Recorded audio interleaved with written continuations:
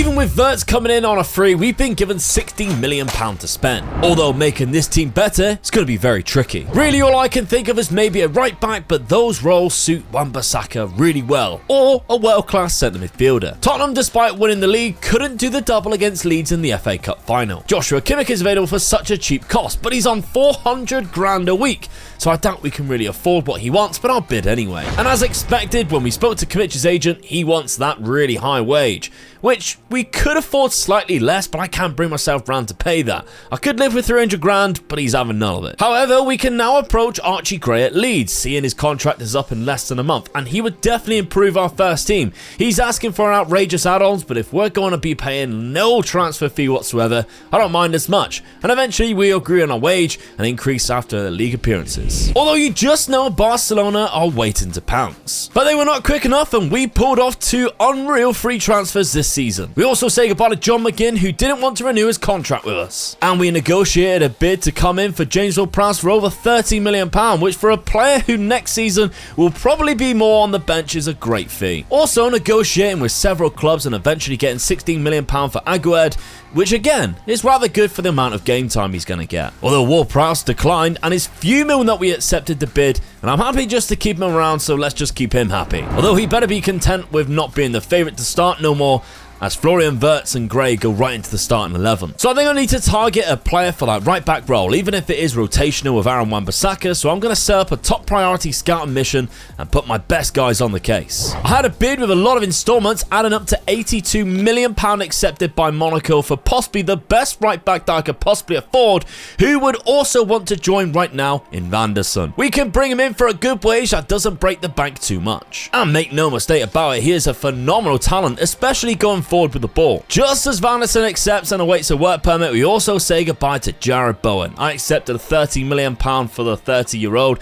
who slowly drifted out of the side as of late and wanted more first team football, but what a servant he has been. And Van der Sar joins us and our squad is basically complete. First game of the season against Chelsea, and we are missing Heedle in goal and Kudus because of injury and suspension. But what a start of the game, as Samu was played through within 5 minutes to open the scoring. However, almost from kickoff, Chelsea played through us, caught us snapping, and Nkunku levelled it up immediately. Thankfully, we went round from this, and that man Sammy was on form to win the game, scoring his second of the match. No easy game next either, with Manchester City next, and Liverpool with 2 games after that. But if you had offered me a draw at the Etihad before the game, I'd have taken it. PSG came in wasting our time trying to buy Hincapié for a minimal price, so I just laughed it off. He's way too good for us, and only 25 years old. More important things are happening, such as this home fixture against Luton Town that we need to win. The game was already over by half-time. We were 5-0 up, but it was great to see Archie Gray picking up his first 2 goals in a West Ham shirt, as well as Bunani scoring a beautiful goal right on half-time, and I gave him a start. Our fixtures in the Champions League are out, and we start off by hosting Feyenoord.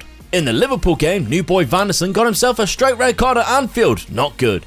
But the second half, the 10 men of West Ham won the game through, you guessed it by now, it's Samu. We are picking up some annoying injuries though. I noticed earlier that Diogo Costa signed for PSG on a free transfer, right? So I've seen that he was leaving Al Ittihad, he was going for free, so I thought, oh, good for him.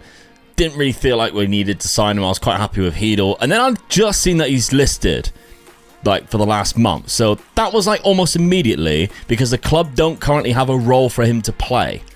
Then I looked at the PSG squad. Now, it says cannot be registered for the next match. I don't know whether that's like a league match or what, but look how disgusting this team is, by the way. Jude Bellingham, Kimmich went there. Diogo Costa, Xavi Simons, Donnarumma, Gonzalo Ramos. Like, this is unbelievable. They got Scalvini, Gertruda, who I was interested in earlier in the window, but didn't make a move for him. But this is absolutely disgusting how they've built this team. Joe Willock, after he turned us down a few seasons ago, they still got Ousmane Dembele. They've got Bukayo Saka, who's amazing. Are they playing him? They are. Well, they didn't play him that much there. He was bought in January. This is ridiculous. Still got Mbappe. What a team. Oh, by the way, as well, I think they've got like 7 right backs, because that's the reason why I was interested in Gertruda. 1, 2, Carmona's another one, Kimmich is another one, Frimpong's another one, that's at least 4, and Sasha Bowie, 5. They got 5 right backs that I would have happily taken any of them, but they were all quite high priced, to be fair. In the meantime, we drew Chelsea in the EFL Cup and we beat them 4-2 thanks to a Thuram hat-trick. Transfer window's now closed and we've definitely strengthened the squad. It's time to look forward to the rest of the September, starting with Norwich, followed by Feyenoord. And in that Norwich match, we were in control and didn't even allow them a shot on target, scoring 2 goals of our own and even missing a penalty in the first half. It was a similar story in the Champions League, although we would have to wait until nearly the half-time break for the deadlock by a lucky goal. But once we did, we came out firing again in the second half and dominated the game with Samu's goal. Feyenoord got 1 shot on target all game and they actually scored from it too, but we comfortably put the third past them and again a fourth, and as we win our first game in this competition this season. But then we go to Craven Cottage where we struggled all game, going behind 3 times, only to rescue a draw. And that was only thanks to a 95th minute goal from Joe Neves as well, who also scored in the first minute of the next game against AC Milan at the San Siro, which again was a 3-3 draw. And with another win coming against Brentford, we find ourselves just 2 points behind leaders Manchester City, only thanks to that draw at Fulham. After the international break is off to Selhurst Park for a tricky tie, and Kefren Turan bangs in the opener. But check out this worldie of a goal from our centre-back, Lukeba. Not quite known for his long shots, but we'll definitely take it. Champions League away game to Atletico Madrid is never going to be full of goals, but we've only needed 1 to win this one. And Samu also scored in the next game against Nottingham Forest 2 in a 2-0 win. However, our run of winning games came to an end when we lost to Tottenham, which again kept us 2 points behind Manchester City. In the Champions League, we continued to win though, and it started against Sociedad with this James Ward-Prowse screamer. We scored 2 more goals, and that came through Florian Wirtz, with the first being fantastically worked team goal, and the second just an outrageous run by the young German, where Sociedad just seemed to part like the Red Sea. And with 3 more wins, 2 in the league against Sunderland and Leeds without conceding, and a 3-1 win in the Champions League, we took another loss to Newcastle away, allowing them to score 4 goals. But it's like we are glued to that second place right now, within touching distance as Manchester City every single time we look at this league table. But we also lost to Arsenal at home 1-0 thanks to this Erdegaard volley. We played them at home 2 games later in the Champions League and couldn't beat them then either. The rest of December went quite well. Everton, who are actually having quite a good season so far, 3-1 against them at home. Pablo Fornals, obviously our former player, scored against us in the 90th minute. Other side of that Arsenal 0-0 draw, we defeated Aston Villa 1-0, and it was Samu Omorodion with the 87th minute who bagged us that winner.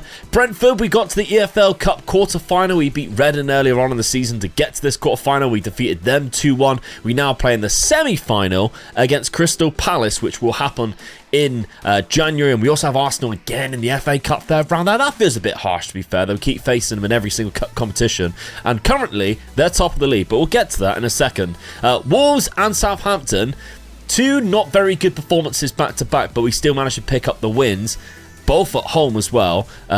Clean sheets, I guess, is the main positive out of that, because we're not conceding too many goals. Like the Everton game and the Brentford game, the only 2 games we actually conceded a goal in.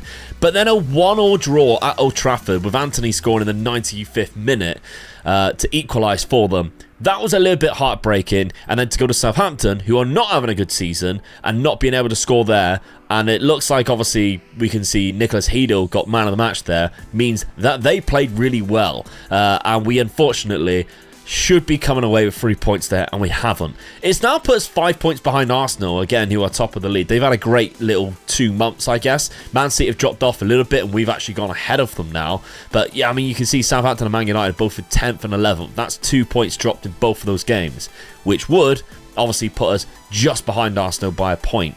Now we've got a gap to catch up to them, and they're starting to run away with it just a little bit. The new year began with Kudus scoring 2 goals from 2 set pieces, with the first being a free kick and a second being a penalty. And in the FA Cup, we finally got one over Arsenal, knocking them out 1-0 at the Emirates, before drawing 0-0 to Brentford. We really are struggling to score goals right now, just 1 goal in the semi-final first leg of the EFL Cup. And in the Champions League, we played in the frost of Austria, and Barbosa got a 92nd minute winner. It was also that goal that broke his incredible goal drought of over 30 games. Despite this being the last season of the series, West Ham offered me a new contract. I decided to accept. With no transfers to talk about this January, we kept focusing on the pitch instead, winning the other Premier League matches, including this 1-0 win against Manchester City thanks to Kudus. And we are through to the next round of the FA Cup. And for the first time this season, we established ourselves as top of the league, whilst also qualifying in the top 8 of the Champions League phase. But that's when it all started to go downhill, unfortunately. Well,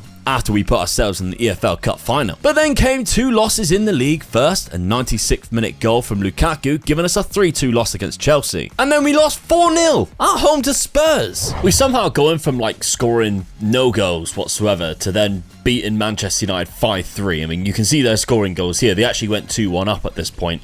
But we came back and we were absolutely clinical, especially in the second half. We've got majority of our goals and most of our luck in the second half, defeating Manchester United 5-3 at home, which, to be honest, we have been beating them quite often, and they're now like basically a mid-table side. That's hell of a goal, by the way, from Kudus. But that loss to Tottenham just completely threw me off, and we've got them in a couple of games' time in the EFL Cup final.